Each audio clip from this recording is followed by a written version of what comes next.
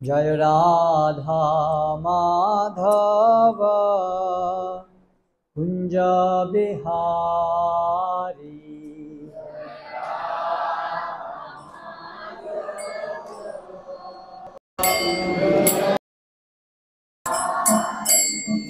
जय राधा माधव कुंज बिहारी।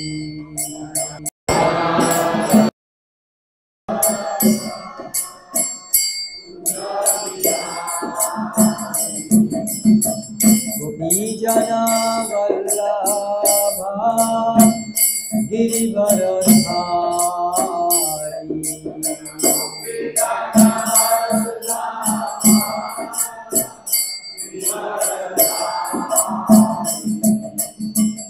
गोपी जना वल्लभा गिरिवरधारी।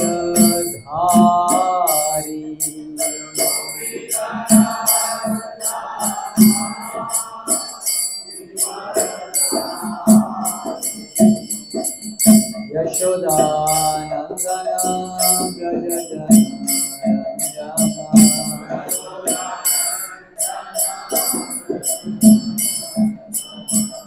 यशोदानंदन व्रज जनरंजन।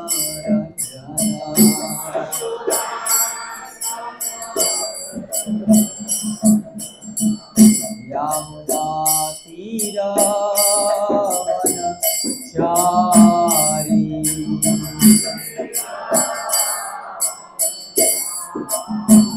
यमुना तीरवनचारी।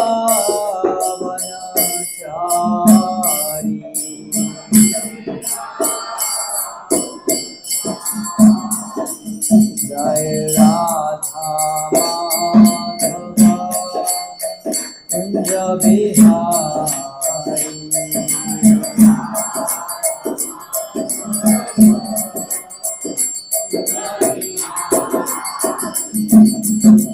गोपी जना वल्लभा गिरिवरधारी।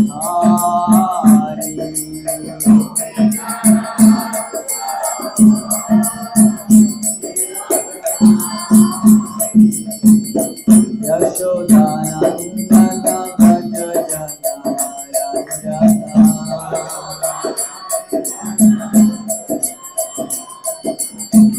यशोदानंदन व्रज जनरंजन।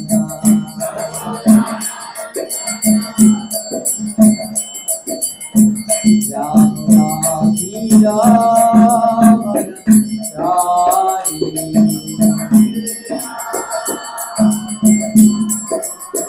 यमुना तीरवनचारी।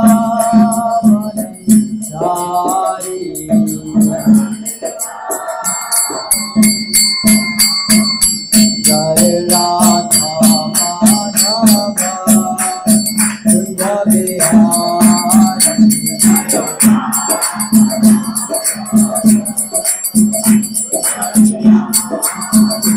जय राधा माधव कुंज बिहारी।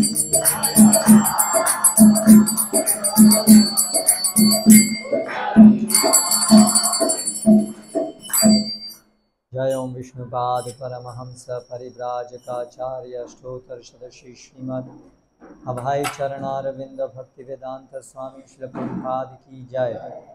जय ओम विष्णुपाद परमहंस परिव्राजकाचार्य अष्टोत्तर शतश्री श्रीमद् भक्ति सिद्धांत सरस्वती गोस्वामी श्री प्रभुपाद की जय।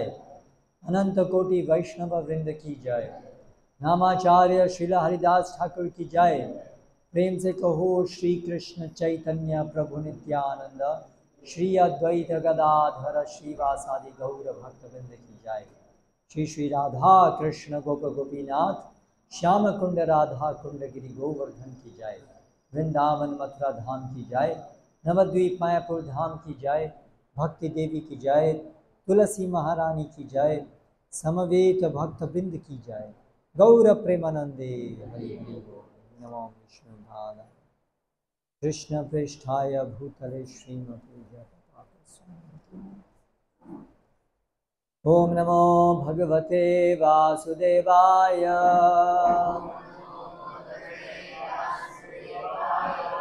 ओम नमो भगवते वासुदेवाय।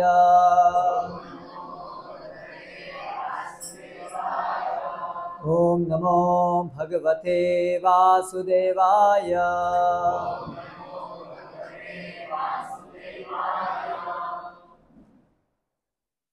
आज हम पढ़ने जा रहे हैं श्रीमद् भगवद गीता यथारूप के 16वें अध्याय से, जिसका शीर्षक है दैवी तथा आसुरी स्वभाव। सबको सुनाई दे रहा है पीछे तक?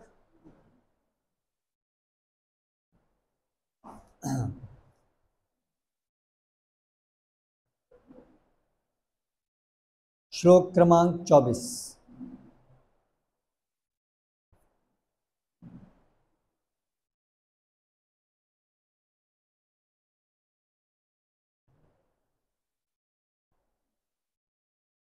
ओके। शब्द पाठ। तस्मात् शास्त्रं प्रमाणं ते कार्य अकार्य व्यवस्थितौ ज्ञात्वा शास्त्र विधान उक्तं कर्म कर्तुम् इह अर्हसि तस्मात् शास्त्रं प्रमाणं ते कार्याकार्य व्यवस्थितौ ज्ञात्वा शास्त्र विधानोक्तं कर्म कर्तुमिहार्हसि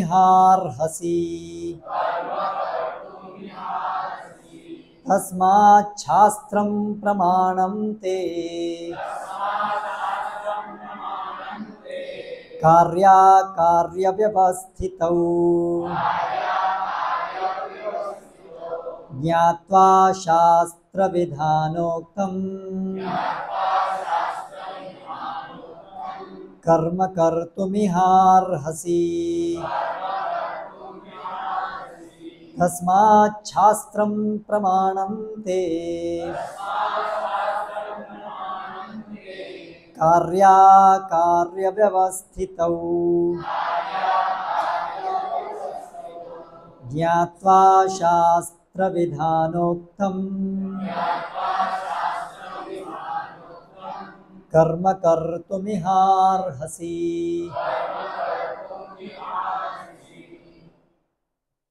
आप में से कोई लोग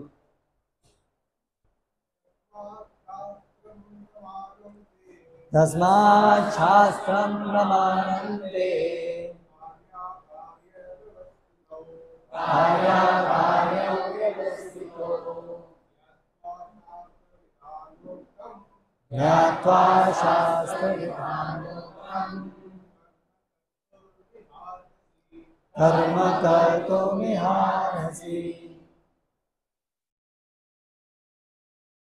माताएं, तस्मात् शास्त्रं प्रमाणं ते कार्याकार्य व्यवस्थितौ ज्ञात्वा शास्त्र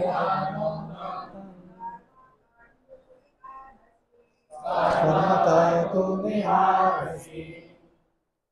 शब्दार्थ।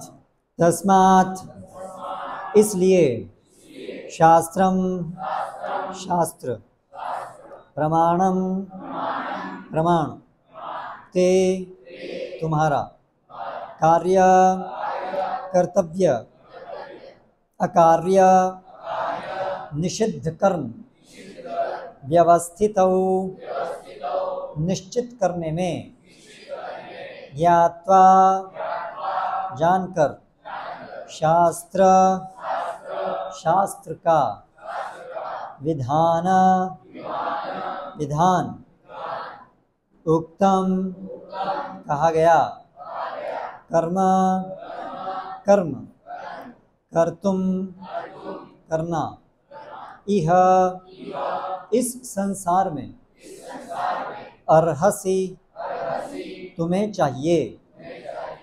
अनुवाद एवं तात्पर्य द्वारा कृष्ण कृपा मूर्ति श्री श्रीमद् अभय चरणारविंद भक्तिवेदांत स्वामी श्रील प्रभुपाद इस्कॉन संस्थापकाचार्य। अतएव मनुष्य को यह जानना चाहिए कि शास्त्रों के विधान के अनुसार क्या कर्तव्य है और क्या अकर्तव्य है। उसे ऐसे विधि विधानों को जानकर कर्म करना चाहिए जिससे वह क्रमशः ऊपर उठ सके। तात्पर्य, जैसा कि 15वें अध्याय में कहा जा चुका है, वेदों के सारे विधि विधान कृष्ण को जानने के लिए हैं। यदि कोई भगवद गीता से कृष्ण को जान लेता है और भक्ति में प्रवृत्त होकर कृष्ण भावनामृत को प्राप्त होता है तो वह वैदिक साहित्य द्वारा प्रदत्त ज्ञान की चरम सिद्धि तक पहुंच जाता है। भगवान चैतन्य महाप्रभु ने इस विधि को अत्यंत सरल बनाया। उन्होंने लोगों से केवल हरे कृष्ण महामंत्र जपने तथा भगवान की भक्ति में प्रवृत्त होने और अर्चा विग्रह को अर्पित भोग का उच्चिष्ट खाने के लिए कहा। जो व्यक्ति इन भक्ति कार्यों में संलग्न रहता है उसे वैदिक साहित्य से अवगत और सार तत्व को प्राप्त हुआ माना जाता है। निस्संदेह उन सामान्य व्यक्तियों के लिए जो कृष्ण भावना भावित नहीं हैं या भक्ति में प्रवृत्त नहीं हैं, करणीय तथा अकरणीय कर्म का निर्णय वेदों के आदेशों के अनुसार किया जाना चाहिए। मनुष्य को तर्क किए बिना तदनुसार कर्म करना चाहिए। इसी को शास्त्र के नियमों का पालन करना कहा जाता है। शास्त्रों में वे 4 मुख्य दोष नहीं पाए जाते जो बद्ध जीव में होते हैं। ये हैं अपूर्ण इंद्रियां, कपटता, त्रुटि करना तथा मोहग्रस्त होना। इन 4 दोषों के कारण बद्ध जीव विधि विधान बनाने के लिए अयोग्य होता है। अतएव विधि विधान जिनका उल्लेख शास्त्र में होता है, जो इन दोषों से परे होते हैं, सभी बड़े बड़े महात्माओं, आचार्यों तथा महापुरुषों द्वारा बिना किसी परिवर्तन के स्वीकार कर लिए जाते हैं। भारत में आध्यात्मिक विद्या के कई दल हैं जिन्हें प्रायः 2 श्रेणियों में रखा जाता है, निराकारवादी और साकारवादी। दोनों ही दल वेदों के नियमों के अनुसार अपना जीवन बिताते हैं। शास्त्रों के नियमों का पालन किए बिना कोई सिद्धि प्राप्त नहीं कर सकता। अतएव जो शास्त्रों के तात्पर्य को वास्तव में समझता है वह भाग्यशाली माना जाता है। मानव समाज में समस्त पतनों का मुख्य कारण भागवत विद्या के नियमों के प्रति द्वेष है। यह मानव जीवन का सर्वोच्च अपराध है।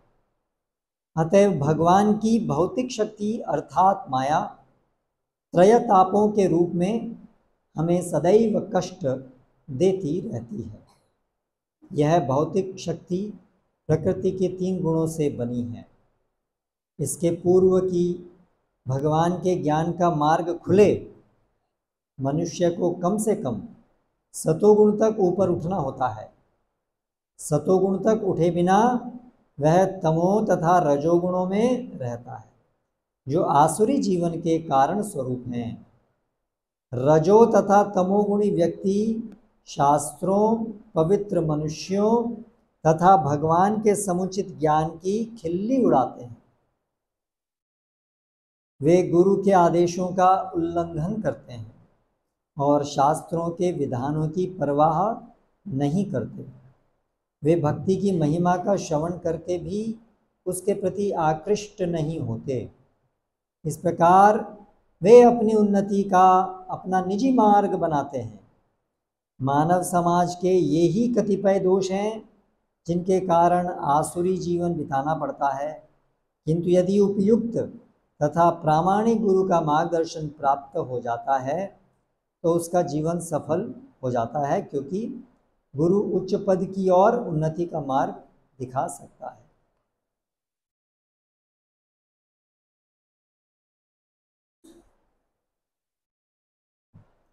ओम ज्ञानतिमिरान्धस्य ज्ञानञ्जनशलाकया चक्षुरुन्मीलितं येन तस्मै श्रीगुरवे नमः।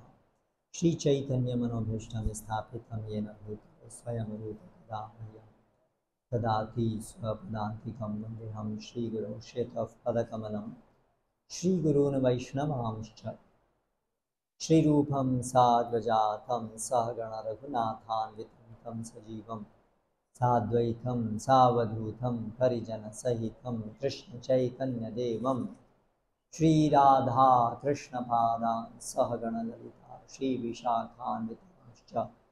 जय श्रीकृष्ण चैतन्य प्रभु नित्यानंद श्री अद्वैत गदाधर श्रीवासादि गौरभक्तवृंद। हरे कृष्णा कृष्ण कृष्ण हरे हरे, हरे राम राम राम हरे हरे।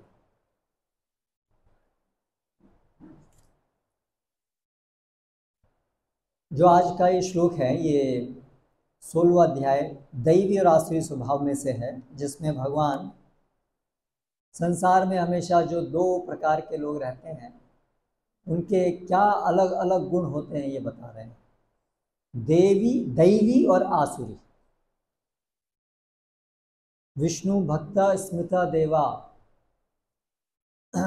असुरा तद विपर्ययः, ये एक सामान्य परिभाषा है। जो भी भगवान विष्णु के भक्त होते हैं वे दैवी प्रकृति वाले कहे जाते हैं, और जो भगवान विष्णु से द्वेष करते हैं वो असुर कहे जाते हैं। और हमेशा से समाज में ऐसे दो प्रकार के लोग रहेंगे। ये जातिगत नहीं है, ये कोई विशिष्ट देश के अनुसार भी नहीं है, ये ना कोई विशेष लिंग के अनुसार है। ये व्यक्ति की अपनी स्वतंत्र इच्छा शक्ति का सदुपयोग या दुरुपयोग, और उसके साथ साथ पूर्व कर्म फल का प्रभाव और वर्तमान जीवन में जैसा उसका प्रशिक्षण हुआ है, उसके अनुसार इस प्रकार के दो प्रकार की मुख्य प्रकृतियां बनती हैं। एक तत्वतः भगवान की सत्ता को स्वीकार करना और उनके द्वारा दिए गए नियमों के प्रति श्रद्धावान होना, और दूसरा भगवान की सत्ता के प्रति या तो श्रद्धा ही नहीं होना या तो केवल बोलने के लिए स्वीकार करना कि हाँ कोई भगवान है, लेकिन तत्वतः उनको नहीं जानना और उनके उपदेशों को आदेशों को कोई गंभीरता से नहीं लेना, तो असुर कहलाते हैं।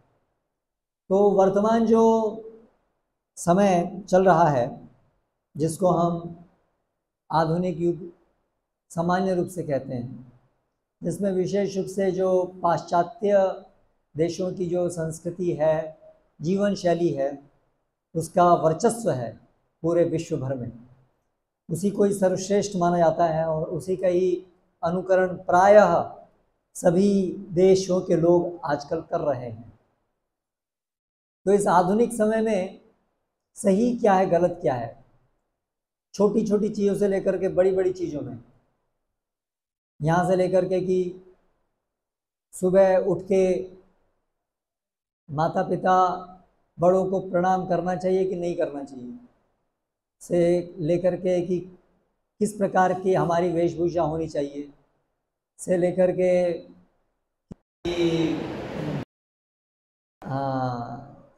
डेमोक्रेसी होनी चाहिए कि राजशाही होनी चाहिए, ऐसे बड़े बड़े प्रश्न, सभी प्रश्नों के अंदर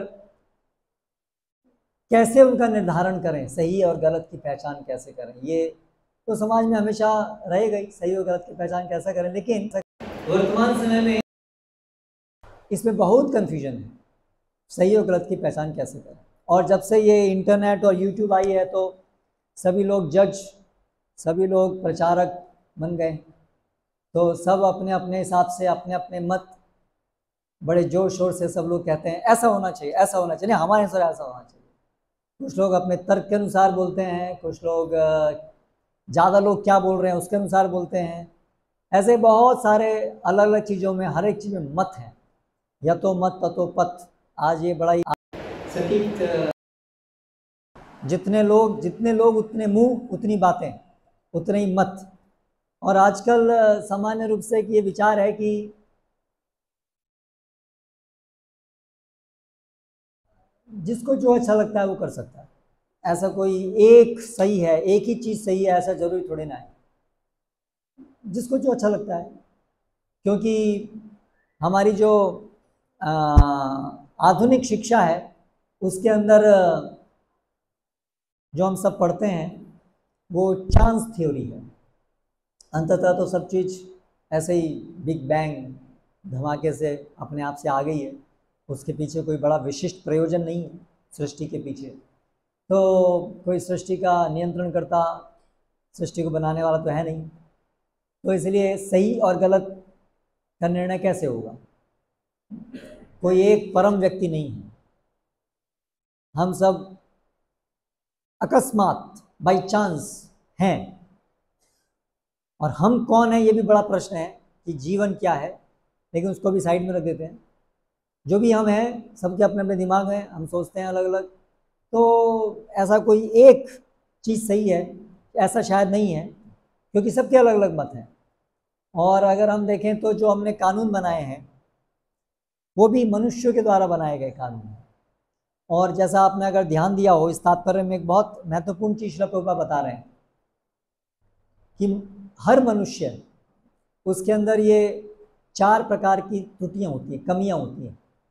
जो भी बद्ध जीव है, जो भी इस भौतिक जगत के अंदर माया के अंदर बंधा हुआ, तीनों गुणों से प्रभावित, सतोगुण रजोगुण तमोगुण से प्रभावित जो भी जीव, यानी केवल भगवान के शुद्ध प्रतिनिधियों को छोड़ करके बाकी सभी लोग, वो सभी लोग 4 प्रकार की त्रुटियां, उनके अंदर दोष होते हैं। उनकी इंद्रियां अपूर्ण होती हैं, गलती करने की क्षमता होती है, गलत समझते हैं, धोखा देने की प्रवृत्ति होती है। ऐसी 4 मुख्य प्रवृत्तियां होती हैं। इसलिए व्यक्ति कोई भी स्वयं अपने आप से सही और गलत का पूर्ण परफेक्ट निर्णय हर लेवल पर नहीं दे सकता। तो मनुष्य समाज को चलाने के लिए जो नियम है, नियम तो चाहिए। जानवरों के समाज को चलाने के लिए भी नियम चाहिए, लेकिन जानवरों के समाज में कोई नियम बनाने की आवश्यकता नहीं पड़ती है, क्योंकि प्रकृति के द्वारा जो नियम बने हुए हैं भगवान के द्वारा, जानवर सभी स्वाभाविक रूप से उन्हीं का पालन करते हैं। गाय मांस खाने नहीं जाती है और शेर जो है वो चावल और गेहूं खाने नहीं आता है। आदमी है जो दोनों, ये भी खाता है वो भी खाता है, इसलिए निर्णय करने की जरूरत है उसके लिए क्या बना हुआ है, उसे मांस खाना चाहिए या नहीं खाना चाहिए। लेकिन जानवर जो हैं वो अपनी प्रकृति के द्वारा ही चलते हैं, इसलिए वहाँ पर प्राकृतिक नियम, भगवान के द्वारा, प्रकृति के द्वारा जो नियम चलते हैं वो उसके उनके ऊपर लागू होते हैं। तो हर एक समाज में व्यवस्था बनाए रखने के लिए नियम तो चाहिए।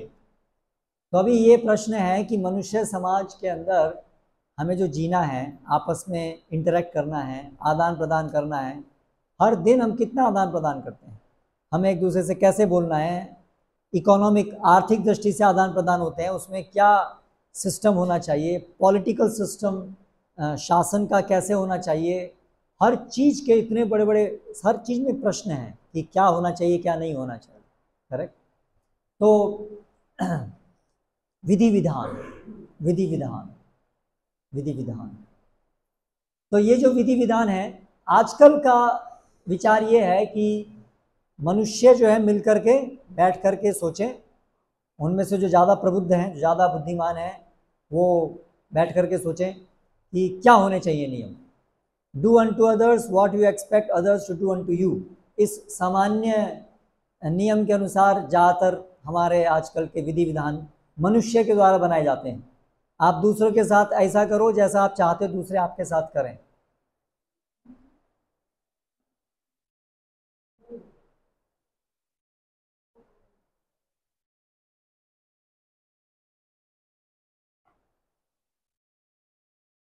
तो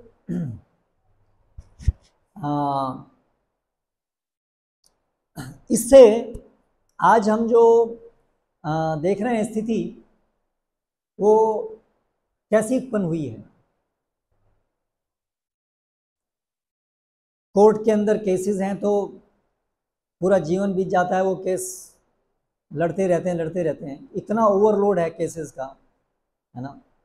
इतने सारे केसेस, इतने सारे मतभेद, झगड़े, इश्यूज, है ना, हर क्षण क्षण पर डेवलप हो रहे हैं। और समय के अनुसार, परिस्थिति के अनुसार चीज़ें बदलती हैं, नियम भी बदलते हैं। सुप्रीम कोर्ट तक के जजेस के निर्णय भी, है ना, समय के अनुसार बदलते हैं। जो चीज़ पहले आज से 50 साल पहले एक दृष्टिकोण से देखी जाती थी, आज वही नियम, उनका इंटरप्रिटेशन आज दूसरे प्रकार से किया जाता है। करेक्ट। आज हम लिविंग इन रिलेशनशिप, है ना, आजकल इसको इंटरप्रिटेशन से ही तो ये नियम लिया गया है। नियम तो, कानून तो वही था, भारत का जो संविधान है जो जब से है तब से वही है, लेकिन आज उसी का ही इंटरप्रिटेशन निकाल करके हमारे सुप्रीम कोर्ट के न्यायाधीश बोलते हैं कि यस, वैवाहिक संबंध के होने पर भी, विवाह संबंध के बाहर भी कोई स्त्री पुरुष अपनी इच्छा से अगर अन्यों के साथ संबंध रखते हैं तो इसमें क्या बुरा है। आजकल जो परिस्थितियां हैं उसमें तो ये सहमति है लोगों की इसमें, इसलिए इसको स्वीकार कर लिया जाना चाहिए। जब पहले का समय था तब उस समय कल्चर इस प्रकार की थी कि ये अस्वीकारनीय था ज़्यादातर लोगों के लिए, इसलिए उस समय लोग नहीं करते थे। लेकिन आजकल ये स्वीकारनीय है, तो इसलिए इसमें क्या गलत है ना। इच्छा से, अपनी इच्छा से कर रहे हैं, तो ऐसा कोई हमारे नियम के विरुद्ध तो नहीं हो गया, तो इसलिए इसको ऐसा माना जाना चाहिए। लाइक दैट, ये वो एक उदाहरण मैंने दिया। तो ऐसा करके आज बहुत कंफ्यूजन है, हर चीज़ को लेकर के प्रश्न उठ रहा है ना, हर चीज़ को लेकर के प्रश्न उठ रहा है। हम ऐसा क्यों करें, हमारे पूर्वज जैसा ऐसा करते आए थे, हम वैसा क्यों करें। और आजकल का विचार ये भी है कि प्रगति करने का मतलब है कि नया करना है, और हम प्रगति कर रहे हैं। इसका दूसरा अर्थ ये है कि जितना हम समय में पहले जाएंगे, जितने हम पीढ़ियों में पहले जाएंगे, उतने लोग कम प्रगत थे। उसका ये दूसरा मीनिंग डिराइव होता है। प्रगति का पथ, हम प्रगति के दौर में हैं, इसका अर्थ जितना हम पीछे जाएंगे हिस्ट्री में, उतने ही लोग पिछड़े हुए थे। यानी हमारे पिताजी हमसे ज़्यादा पिछड़े हुए हैं, दादाजी पिताजी से पिछड़े हुए हैं, परदादा उनसे पिछड़े हुए हैं। जितना पीछे जाएंगे उतने लोग ज़्यादा पिछड़े हुए हैं। इसलिए प्रगतिशील मनुष्य का लक्षण क्या होना चाहिए? जो पिताजी दादाजी करते थे कम से कम वो तो नहीं करना है, क्योंकि तभी तो प्रगतिशील माना जाएगा। क्योंकि बाय डेफिनेशन वो पिछड़े हुए हैं, इसलिए वो जो भी करते थे, वो जो भी सोचते थे, जैसा भी सोचते थे, वो किसका सबूत है? पिछड़ेपन का सबूत है। इसलिए अगर हमें प्रगतिशील होना है तो हमें क्या करना होगा? हमें कुछ नया करना होगा। ये नेचुरल डेरिवेशन है विचारधारा से कि हम प्रगतिशील हैं। हम प्रगतिशील हैं, वैज्ञानिकों ने डार्विनवाद से ये सिद्ध कर दिया है कि हम पहले बंदर, और उससे पहले बैक्टीरिया थे, और उससे पहले तो कुछ भी नहीं थे, केमिकल्स थे। ठीक है, और केमिकल्स कहाँ से आया वो थोड़ा वैज्ञानिकों को अभी और रिसर्च करना बाकी है, लेकिन ऐसा है। तो ये प्रगति के दौर में, तो इस तरह से आप देखिए ये पूरा एक माहौल ऐसा आज बना हुआ है कि हमें हमेशा चेंज करना है, बदलाव लाना है, और इस बदलाव को हम प्रगति का नाम दे रहे हैं। बदलाव को हम प्रगति का नाम दे रहे हैं। ध्यान से इस बात को नोट कीजिए, बदलाव को हम प्रगति का नाम दे रहे हैं। अगर हम चीज़ को बदल रहे हैं, कुछ नया कर रहे हैं, नया करना अपने आप में प्रगत है, प्रगतिशील होने का लक्षण है। इसलिए हर आज युवा युवती हर व्यक्ति कुछ नया करना चाहता है, इसलिए हमारे ड्रेस के स्टाइल बदलते रहते हैं क्योंकि नया करना है, कुछ हेयर स्टाइल्स बदलते रहते हैं क्योंकि नया करना है कुछ, है ना। इसको हम नाम देते हैं फैशन, ठीक है। ये भी एक प्रगति का एक सूचक है ना। अगर वही पुराना पुराना जो हमारे दादा और दादी और वो सब करते थे वही हम पहनेंगे, वैसा ही जीवन जिएंगे, तो फिर हम कैसे प्रगतिशील। तो ऐसा सब चल रहा है। तो उसके होने से अगर थोड़ा सा निष्पक्ष भाव से हम देखें तो क्या समाज सही दिशा में जा रहा है, क्या व्यवस्थाएं सही चल रही हैं, क्या लोग सुखी हैं, क्या भौतिक दृष्टि से भी जो एक समाज के को स्थिरता प्रदान करने वाली चीज़ें होती हैं, जैसे एक समाज के अंदर एक परिवार, एक यूनिट जितनी स्थिर होगी, सॉलिड होगी, उतना ही समाज जो है वो स्थिर रहेगा। क्योंकि एक परिवार होने से बहुत सारी चीज़ें व्यवस्थित चलती हैं। सबसे पहले तो बच्चों की परवरिश, बच्चे मतलब हमारी अगली पीढ़ी, वो अगली पीढ़ी तभी सही से उनकी परवरिश होगी यदि परिवार जैसी एक यूनिट होगी सुदृढ़। तो अगर परिवार नहीं होगा, जन्म जो होगा वो तो स्त्री और पुरुष के माध्यम से ही होना है, उसका तो और कोई तरीका वैज्ञानिक भी अभी तक नहीं खोज पाए, करेक्ट। तो लेकिन अगर वो स्त्री पुरुष माता पिता की तरह ना रह करके, पति पत्नी की तरह ना रह करके केवल स्त्री पुरुष की तरह रहते हैं, यानी कि जब मन में आए तब साथ रहते हैं, जब मन में आए तब अलग हो जाते हैं, किसी और के साथ रहने लगते हैं, जिसको परिवार नहीं कहते हैं, करेक्ट। तो अगर ऐसा जीवन होगा, ऐसा होगा, तो फिर जो संतान होंगी उनकी परवरिश कैसी होगी। बहुत सरल चीज़ है सोचने के लिए। एक बच्चे को अपने माता पिता का प्रेम ही नहीं मिल रहा है, क्योंकि वो माता पिता की जगह वो तो एक स्त्री पुरुष है, वो पति पत्नी की तरह से नहीं है। उनका कोई उनका जो रिलेशनशिप है वो बहुत केवल बस एक बहुत सुपरफिशियल प्लेटफॉर्म पर है ना, कोई कमिटमेंट नहीं है एक दूसरे के प्रति और बच्चों के प्रति। तो फिर ऐसे वातावरण में जब बच्चे डेवलप होते हैं, तो आज मनोवैज्ञानिक भी इस बात को स्वीकार करते हैं कि ऐसे बच्चों के अंदर मेंटल साइकेट्रिक प्रॉब्लम्स होने के बहुत बहुत चांसेस है। और हम देख भी रहे हैं कि आज आधुनिक समय में लोगों के अंदर ये मानसिक रोग बहुत मात्रा में, साइकेट्रिस्ट की दुकानें, क्लिनिक्स बहुत ज़्यादा है, बड़े बड़े हॉस्पिटल्स हैं, मेंटल हॉस्पिटल्स। निमहैंस बेंगलोर के अंदर बहुत बड़ा हॉस्पिटल है, क्योंकि बेंगलोर के अंदर सबसे ज़्यादा आईटी इंडस्ट्री है। सबसे ज़्यादा नर्वस ब्रेकडाउन जो है वो आईटी इंडस्ट्री वालों को होता है। और वहाँ पर एक आईटी इंडस्ट्री में एक हेल्पलाइन है, हॉट हेल्पलाइन डायरेक्ट, क्योंकि आए दिन होता रहता है।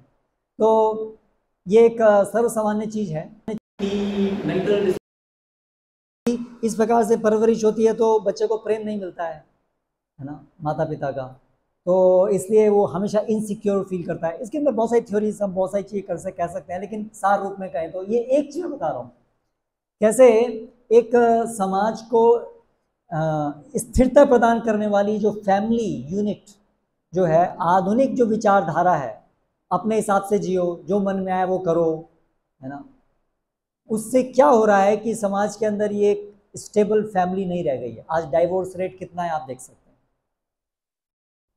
है ना।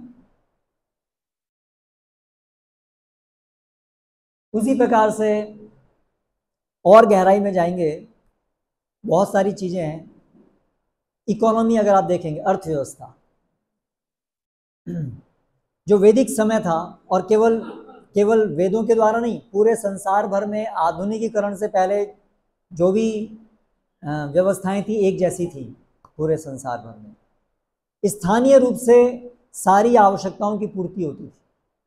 तो उसमें भी एक कुटुंब, आज हम दो हमारे दो और हम दो हमारा एक की बात करते हैं, लेकिन पहले पूरे संसार में कुटुंब की बात हुआ करती थी।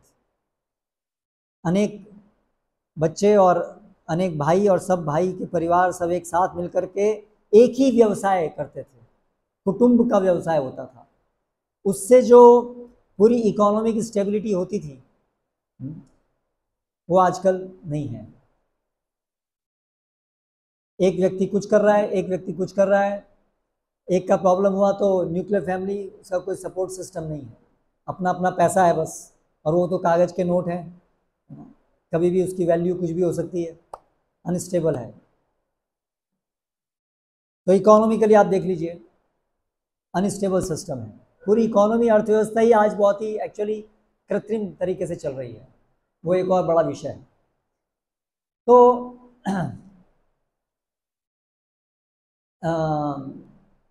हालात जो हैं आजकल समाज में, सामाजिक स्तर पे लड़ाई झगड़े के हिसाब से आप देखें, परिवार के हिसाब से मैंने आपको बताया, पर्यावरण के हिसाब से देखें, सब प्रकार से आप देखें तो इतनी सही दिशा में नहीं जा रही। इसके विपरीत हम जो यहाँ पर आज और नियमित रूप से भगवद गीता से श्री भगवान उवाचा, भगवान के वचनों को पढ़ रहे हैं, ये तो भगवान यहाँ पर यही कह रहे हैं। आज का जो श्लोक है वो क्या है? तस्मात्, तस्मात् मतलब इसलिए, किस लिए? इससे पहले के श्लोक में भगवान ने बताया, यह शास्त्र विधि मुत्सृज्य वर्तते काम कारतः न स सिद्धिमवाप्नोति न सुखम न पराम गतिम।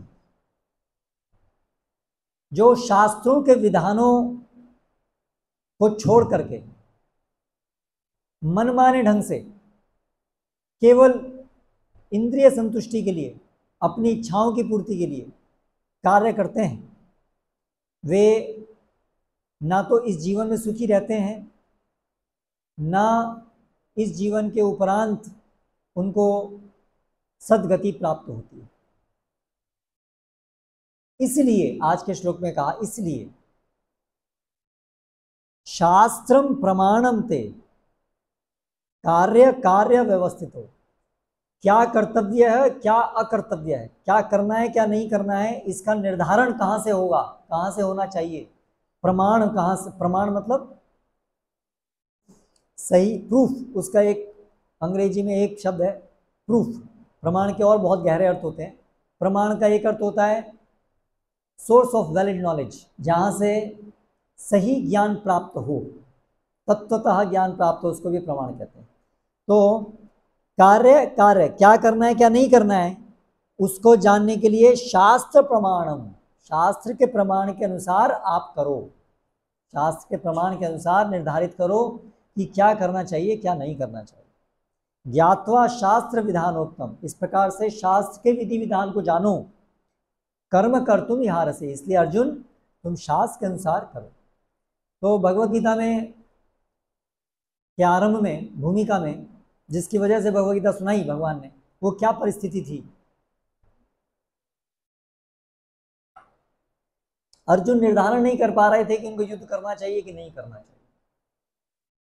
अभी वो एक अर्जुन के लिए बड़ी, क्योंकि वो क्षत्रिय थे, इसलिए उनके लिए ये प्रश्न बहुत मूलभूत प्रश्न था कि उन्हें युद्ध करना चाहिए कि नहीं करना चाहिए। लेकिन उसके माध्यम से भगवान ने जो भगवद गीता सुनाई, वो ऐसा नहीं है केवल क्षत्रियों के लिए थी, भगवद गीता हम सब के लिए है। इसलिए भगवान 18वें अध्याय के अंत में बताते हैं, य इमं परमं गुह्यम मद्भक्तेषु विधास्यति, ये जो ज्ञान है जो मेरे भक्तों को प्रदान करता है ना, तो इस सबके लिए है ये ज्ञान। तो इस प्रकार से ये जो भूमिका थी कि अर्जुन भी कर्तव्य, किम कर्तव्य विमूढ़ थे, मुझे क्या करना चाहिए क्या नहीं करना चाहिए। हम लोग भी इसी प्रकार की स्थिति में हैं। जो भी व्यक्ति शास्त्र के अनुसार नहीं चल रहा है वो निश्चित रूप से कंफ्यूज होगा। तो अर्जुन को इसलिए भगवान ये निर्देश दे रहे हैं कि जो तुम्हारा किम कर्तव्य विमूढ़ स्थिति है, उसके लिए तुम क्या समझो, शास्त्रों को जानो। भगवान ने खुद अपने मुख से शास्त्रों के सार को भगवद गीता में बताया, और भगवान ही शास्त्रों को देने वाले हैं।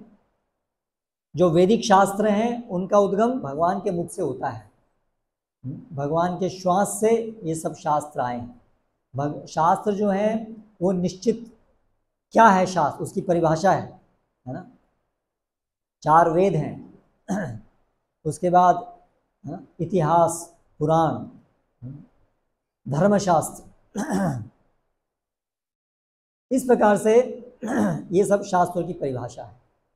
तो ये सब शास्त्र भगवान के मुख से निकले हैं, भगवान ने इसको दिया है, ये नित्य ज्ञान है, ये भगवान का संविधान है, ये पूरे सृष्टि का संविधान है, सृष्टि का संविधान। तो जिस प्रकार से कोई भी देश के नागरिक संविधान का उल्लंघन अगर करेंगे तो उनको दंड मिलता है, उसी प्रकार से हमारे लिए भी है। तो ये इसलिए भगवान यहाँ पर बता रहे हैं। तो अभी प्रभुपाद जी तात्पर्य में कह रहे हैं आरंभ में कि सभी विधि विधानों का, शास्त्र में जितने विधि विधान दिए हैं उनका अंतिम उद्देश्य क्या है? वेदैश्च सर्वैर अहम एव वेद्य। सभी वेदों का अंतिम उद्देश्य, शास्त्रों का अंतिम उद्देश्य भगवान श्री कृष्ण को यथारूप तत्वतः समझना है, हमारा उनके साथ क्या संबंध है ये समझना है, और भगवान का प्रकृति के साथ क्या संबंध है और हमारा इस प्रकृति के क्या संबंध है ये समझना है। फिर हमारा अंतिम लक्ष्य क्या है ये समझना है। जो भी हमारा भगवान के साथ शाश्वत संबंध है, भगवान को तत्वतः जानना, उनके गुण क्या हैं, और फिर उनके साथ जो हमारा शाश्वत संबंध है सेवा का, हम सब भगवान के दास हैं, उस संबंध में पुनः स्थापित होना, ये लक्ष्य है। और फिर उस लक्ष्य को प्राप्त करने के लिए जो तरीका है जिसको हम भक्ति कहते हैं वो दिया गया है। तो ये भगवद गीता का सार है, सार रूप में। तो जो इस प्रकार से पूर्ण कृष्ण भावना भावित हो गया है, पूर्ण कृष्ण भावना भावित अर्थात जिसकी जो स्वाभाविक कृष्ण चेतना है, हम सबकी स्वाभाविक रूप से हम सभी कृष्ण भक्त हैं, हम सब शुद्ध कृष्ण भक्त हैं, हम उसी स्थिति में थे। लेकिन अभी माया के वशीभूत होकर के हम कृष्णा भूलिया जीवा भोगवांछा करे, पाशेते माया तारे झपटिया धरे। हम कृष्ण को भूलने के कारण भगवान की जो बहिरंगा शक्ति है, माया शक्ति, उसने हमको दबोच लिया, क्योंकि हम भगवान को भूल करके इंद्रिय भोग करना चाहते थे, इसलिए हम माया ने हमको पकड़ लिया। और अभी इस भौतिक जगत के रूप में हमें अलग अलग इंद्रिय भोग करने के विषय उपलब्ध कराती है माया हमको। हमारी इच्छा है ना भगवान को भूल करके भोग करने की, तो माया हमें अनगिनत भोग करने की चीज़ें प्रदान करती है। करो, जितना चाहिए उतना करो, लेकिन नियम के अंतर्गत चलना पड़ेगा। तो कुछ पाप हैं, कुछ पुण्य हैं, लेकिन पाप और पुण्य के पीछे अंतिम यही है कि जीव भोग करना चाहता है और उसको अलग अलग सुविधाएं माया के द्वारा प्रदान की जाती हैं। तो इस प्रकार से सभी वेद शास्त्रों के द्वारा जो नियम दिए गए हैं, उस नियम का अंतिम लक्ष्य क्या है? अंतिम लक्ष्य केवल पाप से बचना और पुण्य करना और इस भौतिक जगत में इस प्रकार से सुखी रहना ये नहीं है। अंतिम उद्देश्य है कि हम वापस हमारी बुद्धि टिकाने आए कि ये भौतिक जगत हमारे जीने के लिए स्थान नहीं है, हम भौतिक जगत के निवासी नहीं हैं, हम ये शरीर नहीं है, हम आत्मा हैं और हम भगवान के नित्यदास हैं। अंततः सारे वेदों के विधि विधानों का अंतिम उद्देश्य इस निष्कर्ष पर पहुंचना है, और इसलिए हमें इस भौतिक जगत को अंततः छोड़कर वापस अपने धाम भगवत धाम जाना है, जहाँ नित्य रूप से जो पूर्ण शुद्ध जो हो जाते हैं या जो हैं, वो लोग वहाँ पर नित्य भगवान की प्रेममयी भक्ति सेवा करते हैं। तो जो लोग पूर्ण कृष्ण भावना भावित हो गए हैं, जिनकी जो याददाश्त है, कृष्ण भक्ति की याददाश्त पूरी तरह से वापस आ चुकी है, जिनको हम पूर्ण रूप से शुद्ध भक्त कहते हैं, जैसे प्रहलाद महाराज, ध्रुव महाराज, ऐसे अनेक उदाहरण हैं शुद्ध भक्तों के। पांडव, कुंती महारानी, ये सब शुद्ध भक्तों के उदाहरण। तो ऐसे जो भक्त हैं वो इस भौतिक जगत में भी अगर रहते हैं, जब तक रहते हैं, अपने आप से शास्त्रों का पालन करते हैं स्वाभाविक रूप से,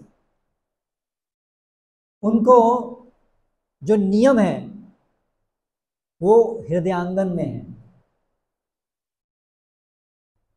ये सब जो शास्त्रों के नियम बनाए इस भौतिक जगत के अंदर के लोगों के लिए बनाए गए। तो आध्यात्मिक जगत में क्या होता है? क्या इन नियमों के विपरीत वहां काम होता है? नहीं। हम आध्यात्मिक जगत का वर्णन देखेंगे तो जो शास्त्रों में जो चीजें बताई हैं वहां पर उसी प्रकार से स्वाभाविक रूप से वो कार्य हो रहा है, लेकिन चेतना का बहुत बड़ा अंतर है। वहां सभी लोग कृष्ण सेवा में ही डूबे रहते हैं, उनकी स्वाभाविक रूप से और कहीं आसक्ति है ही नहीं। इस भौतिक जगत में हमारी भगवान कृष्ण की सेवा के अलावा बाकी सब चीजों में भरपूर आसक्ति है। जब कृष्ण को हम भूल करके अन्य चीजों में आसक्त होते हैं, यानी हम कृष्ण से विपरीत दिशा में जाते हैं, वही पाप की जड़ है। कृष्ण को भूलना, कृष्ण से अन्यत्र किसी चीज में आसक्त होना, क्योंकि वो हमारा स्वाभाविक गुण नहीं है। हमारा स्वभाव है हम कृष्ण के नित्य दास हैं, इसलिए कृष्ण के प्रति आसक्ति न होकर अन्य चीजों में आसक्ति होना वही जीव का सबसे बड़ा पाप है। और उसके करने से फिर जो ये सारे नियम भगवान ने जो बनाए हैं इस भौतिक जगत, नियम क्यों बनाए हैं? हमारी जो स्मृति है भगवान से प्रेम की वो जागृत हो सके उसी लिए। तो वो जो नियम है हमें उसी तक तो धकेलते हैं, कृष्ण की ओर तो धकेलते हैं। नियम का उद्देश्य तो यही है ना। तो इसीलिए जो स्वाभाविक रूप से कृष्ण भावनामृत में होते हैं वो स्वाभाविक रूप से इन नियमों का पालन करते हैं, स्वाभाविक रूप से पाप नहीं करते हैं। इसलिए चैतन्य चरितामृत में चैतन्य महाप्रभु बोलते हैं, विधि धर्म त्यागी करे कृष्णेर भजन। जो विधि धर्म को छोड़ करके, यानी विधि धर्म को छोड़ने का मतलब विधि विधान के अनुसार न चल करके, मतलब उसको दिमाग में रखते हुए कार्य न करके, जो सीधे सीधे कृष्ण के भजन में डूबा रहता है,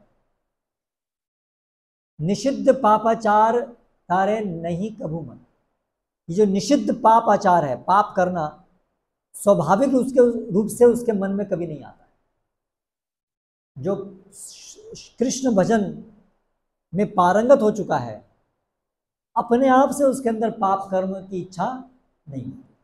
जैसा आप देखिए यहाँ पर जो भक्ति थोड़ा थोड़ा समय के लिए हम लोग कर रहे हैं कुछ सालों से, तो उसमें भी आप लोग जो हम लोग कुछ समय से जो कर रहे हैं, हम देखेंगे कि हमारे जीवन में अभी पहले ऐसी जो चीज़ें हम कुछ पाप कर्म कृत्य, जैसे नशा करना, चाय पीना जिसको आजकल हम बड़ा सरल मानते हैं, वो भी एक नशा है। लेकिन जो कृष्ण भक्ति कर रहे हैं कुछ समय से, वो चाय पीने के प्रति उनकी स्वाभाविक रूप से कभी रुचि नहीं होती है। मांस खाना क्या है तो बहुत दूर की बात है, थोड़ा सा प्रगति होने से भी हम ये अंतर देख पाते हैं। तो उसी प्रकार से जिनकी पूरी कृष्ण चेतना हो गई है, वो तो सूक्ष्म से सूक्ष्म स्तर में भी पाप नहीं करते स्वाभाविक रूप से। ऐसा नहीं कि उनको ये पढ़ के जाना पड़ता है, ये क्या है, अच्छा ये पाप है, अच्छा नहीं नहीं ये नहीं करना, इच्छा तो हो रही लेकिन नहीं करना, ऐसा नहीं होता है। इच्छा ही नहीं होती है उनकी, स्वाभाविक रूप से वो सिद्ध अवस्था है। लेकिन हम में से ज़्यादातर लोग अभी साधक हैं, सिद्ध नहीं है। इसलिए हमें क्या जरूरी है, हमें साथ साथ में शास्त्र का जानकारी भी जरूरी है। इसलिए साधक भक्त का जीवन कैसे चलना चाहिए? शास्त्रों के अनुसार चलना चाहिए। ठीक है। अपने आप से हम अगर स्वाभाविक रूप से, हमारा स्वभाव क्या है, बड़ा गंदा स्वभाव, स्वभाव से तो काम क्रोध लोभ मोह ईर्ष्या द्वेष सब है ना हमारे अंदर, ये है हमारा स्वभाव वर्तमान समय में। तो स्वाभाविक रूप से तो हम क्या करेंगे, ईर्ष्या द्वेष ही करेंगे। इसलिए हमारे लिए बहुत जरूरी है कि हम शास्त्रों के अनुसार अपना जीवन जिएं और कृष्ण भक्ति करें। तो भगवान की भक्ति श्रुति स्मृति पुराण आदि पंचरात्र की विधि बिना ऐकांतिकी हरेर भक्ति उत्पात एवं कल्पते। इसलिए आचार्यों ने कहा है कि जो भक्ति शास्त्र के विधि विधानों के बिना मन माने ढंग से होती है, वो केवल समाज में उत्पात मचाती है। तो इसलिए भक्ति करने के लिए हमें शास्त्रों का ज्ञान होना चाहिए। इसीलिए ये जो इस्कॉन संस्था है, इसमें जो भक्ति होती है वो शास्त्रों के आधार पर सिखाई जाती है। भारतवर्ष में भक्ति तो बहुत प्रचलित है, बहुत लोग कृष्ण भक्त हैं, बहुत कृष्ण मंदिर हैं, बहुत राधा कृष्ण मंदिर हैं, बहुत लोग वृंदावन जाते हैं, बहुत परिक्रमाएं करते हैं, सब कुछ है, बहुत बहुत बहुत भावनाओं से लोग करते हैं। लेकिन एक बड़ा अंतर जो ऐसे जो परंपराओं जो भक्ति का ज्ञान दिया जाता है, अधिकृत परंपरा के अंतर आ रहा है, वैसी जो अधिकृत वैष्णव परंपरा में जब ज्ञान आता है तो शास्त्रों के आधार पर वो भक्ति सिखाई जाती है। केवल भावनाओं के आधार पर भक्ति, क्योंकि वर्तमान में हमारी भावनाएं क्या है, वो सब भौतिक भावनाओं से मिली जुली है। इसीलिए आधार पर भक्ति होनी चाहिए। इसीलिए श्रील प्रभुपाद जी ने रात रात जाग जाग करके भगवत गीता भागवतम के ऊपर टीका लिखी है। नहीं तो बड़ा सरल था, बस प्रभुपाद जाते गए और बोलते हाँ बस ठीक है, हरे कृष्णा, आओ प्रसाद लो, नाचो गाओ, है ना। लेकिन साथ साथ में ये सुनना भी है, सुनना पढ़ना दोनों एक ही चीज़ है, हाँ। तो श्रील प्रभुपाद जैसे आचार्य, भगवान के महान महान महान भागवतों महान, जिन्होंने पूरे संसार में इस वर्तमान कलयुग में कलयुग की दिशा जैसे मोड़ दी हो। बहुत आप देखिए इस कलयुग में कहाँ ये शुद्ध भक्ति की बात कौन इसको समझे, लेकिन आज हजारों लाखों की मात्रा में लोग, ये प्याज लहसुन और ये चाय छोड़ना तो बहुत छोटी चीज़ है, लोगों के लिए तो बड़ी चीज़ है, लेकिन ये इस्कॉन के डिवोटीज़ के लिए कोई बड़ी चीज़ नहीं है ना। वो तो उससे बहुत आगे एक बहुत गंभीरता से इस भक्ति को 16 माला जप करते हैं जो भी दीक्षित भक्त होते हैं, हर दिन 2 घंटा। आप सोचिए इतना गंभीरता से आध्यात्मिक जीवन आजकल के युग में कौन जीता है, कई कई घंटे हर रोज। लोगों के लिए आज 5 मिनट अगरबत्ती दिखाना मुश्किल है, करेक्ट, और यहाँ 2-2, 3-3, 4-4 घंटे की साधना, मतलब बहुत ही कमिटेड, बहुत ही गंभीरता से इस भक्ति का को लिया जाता है यहाँ पर। तो इस प्रकार जो पूरे संसार की दिशा को इस प्रकार मोड़ पाए और पाश्चात्य जगत के अंदर जाकर के वहाँ के लोगों को मोड़ पाए, यानी कि उनकी शक्ति, आप जरा सोचिए कितनी शक्ति उनके अंदर थी, भगवान की विशेष कृपा थी, क्योंकि भगवान की विशेष कृपा के बिना ऐसा संभव नहीं है। तो ये श्रील प्रभुपाद की पुस्तकें हमारे लिए पढ़ना इसलिए बहुत जरूरी है। मेरा पूरी कक्षा के पीछे कहने का सार यही है कि आप यहाँ पर आ रहे हैं, कक्षाएं अटेंड कर रहे हैं, उससे क्या प्रेरणा मिलनी चाहिए? भक्ति करने की प्रेरणा। और भक्ति करने के अंदर श्रवणम सबसे पहला स्टेप है, और श्रवण के अंदर सबसे मुख्य चीज है हरिनाम श्रवण और ये भगवद गीता भागवतम श्रवण, प्रभुपाद की पुस्तकों को नियमित रूप से पढ़ना। आज इंटरनेट पर बहुत सारे यूट्यूब चैनल्स हैं, बहुत सारे प्रवक्ता हैं, टेक्नोलॉजी बहुत एडवांस्ड हो चुकी है, इसलिए बड़े सुंदर हाई रिजोल्यूशन वीडियोस, बहुत आवाज़ की क्लैरिटी बहुत अच्छी है, ये सब चीज़ें हैं। तो और लोगों को वैसे भी आजकल पढ़ने की रुचि भी इतनी नहीं है, तो इसलिए ज़्यादातर क्या होता है, हम लोग भक्ति केवल यूट्यूब चैनल पे जो सुनते हैं उसी से होती है।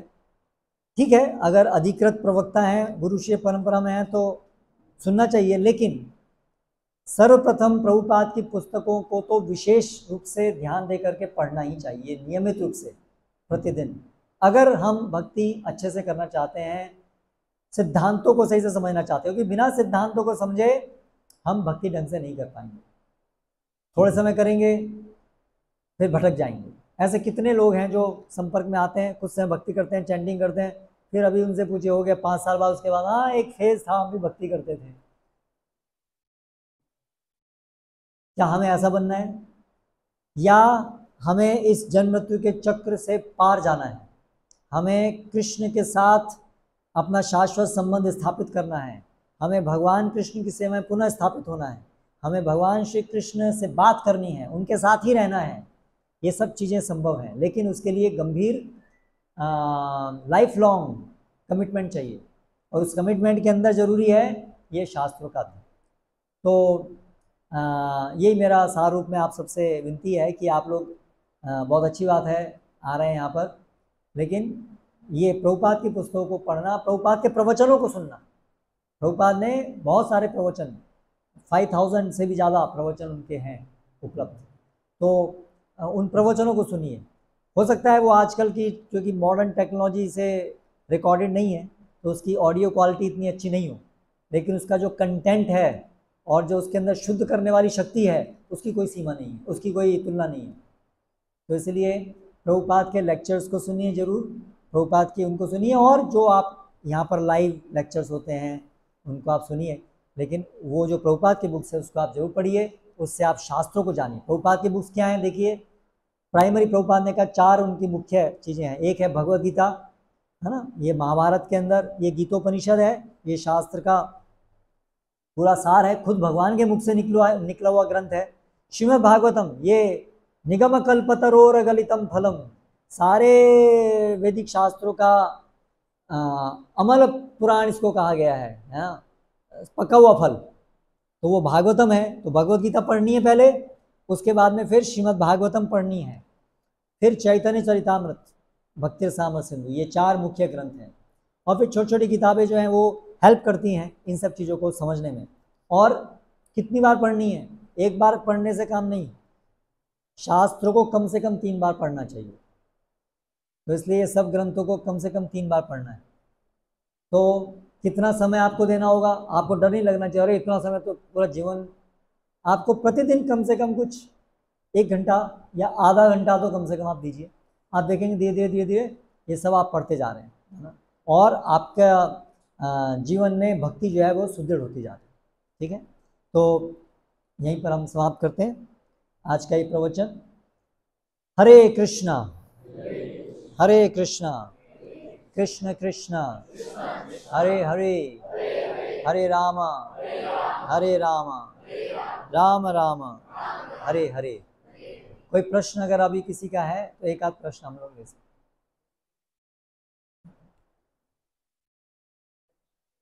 हरे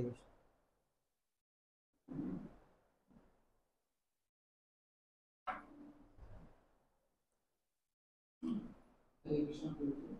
बहुत बहुत धन्यवाद।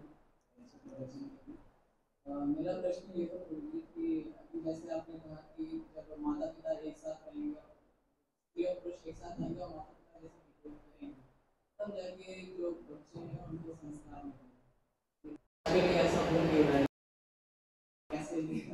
अभी गाड़ी जब पटरी से उतर गई है तो पटरी पर लाने के लिए कुछ जत्न तो करना पड़ेगा, तो एकदम से ठीक नहीं होगी। इसीलिए तो हमें धीरे धीरे जब हम भक्ति कर रहे हैं इन सब चीज़ों को क्या थी उसको सुनना चाहिए, उसको समझना चाहिए। और श्रील प्रभुपाद चाहते थे कि हम उदाहरण प्रस्तुत करें, ऐसी व्यवस्थाएं बनाएं, ऐसे ऐसे प्रकल्प बनाएं जहाँ पर कि ये चीज़ें पालन होती हों। तो श्रील प्रभुपाद की इच्छा अनुसार कुछ प्रयास चल रहे हैं। तो यहाँ पर भी भारत के अंदर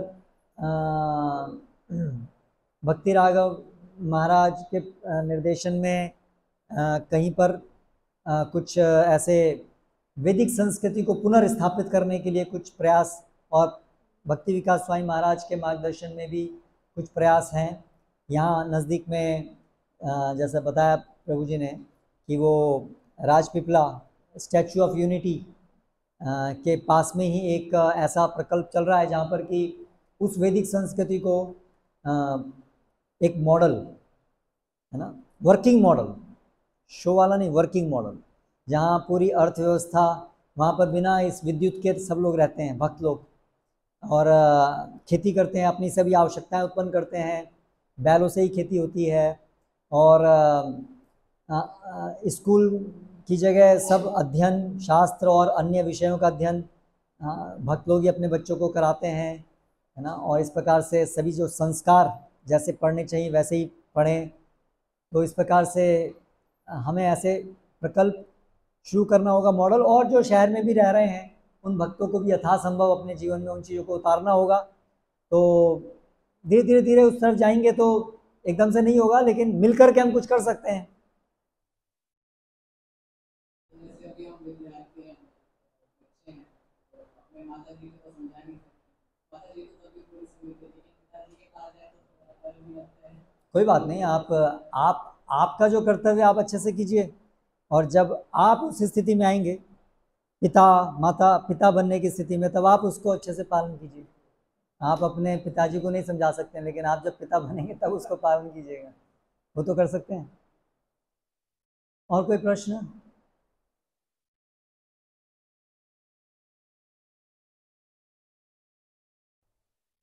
माता जी का एक प्रश्न है।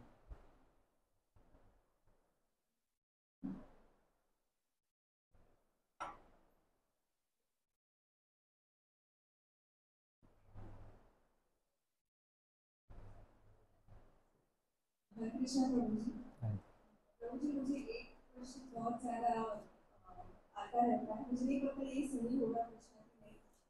जो 4 युग हैं जो बने हुए हैं, जो रिपीट होते रहते हैं और जिनकी आयु भी फिक्स है चारों युग की, तो अगर हम बोल रहे हैं कि कलयुग आने ही वाला है, ऐसे कि एक युग के बाद लास्ट कलयुग आएगा और वापिस उसके बाद सतयुग आएगा, तो फिर ये सब अगर प्री डिटरमाइंड है तो स्वतंत्रता का जो एलिमेंट है, क्या स्वतंत्रता हो, आप स्वतंत्र हो अच्छा या बुरा करने के लिए, वो फिर इसका कैसे सेट होता है? अगर ये चीज पहले से प्री डिटरमाइंड है कि कलयुग तो आने ही वाला है, और आने वाले मतलब उसके लोग ही है जैसे कलयुग बनाएंगे, तो ये मुझे कॉन्ट्राडिक्टरी लगता है कि ये किस तरीके से होता है।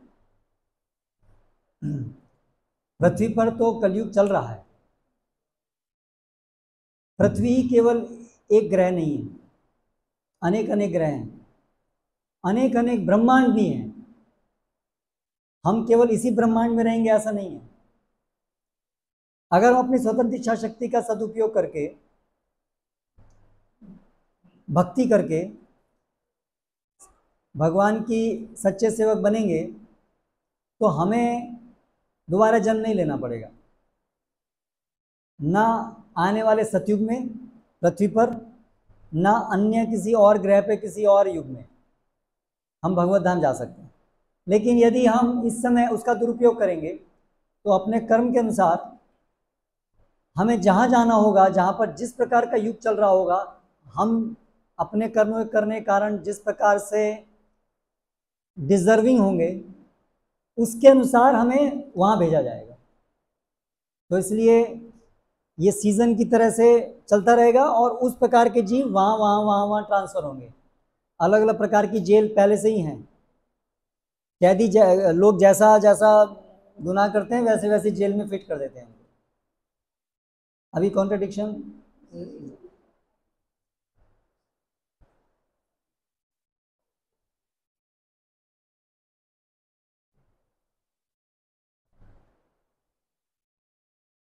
हरे कृष्ण। तो प्रभु जी ने बहुत सुंदर तरीके से जब हैं शरीर के प्रभु जी ने डायग्नोस किया, हमारी जो बीमार किया है, हमारी आदत सुन रहे हैं तो भगवान के धाम, भगवान के सेवक हैं।